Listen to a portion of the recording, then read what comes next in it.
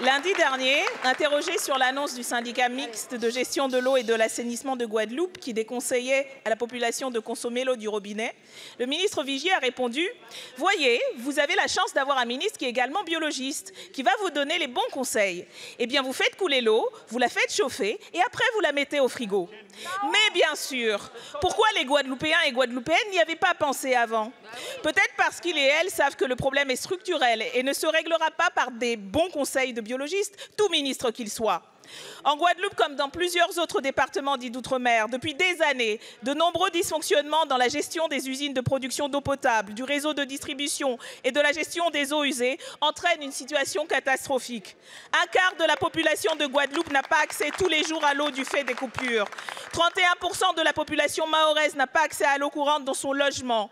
Entre 15 et 20% de la population de Guyane n'a pas accès à l'eau alors que cette région dispose de la 3e réserve d'eau du monde. Un habitant et une habitante sur 2 de la Réunion ne peut pas boire de l'eau du robinet car impropre à la consommation. Mais tout cela, vous le savez, car depuis des années, habitants, habitantes et élus de ces territoires et de la nation tout entière alertent sur cette situation.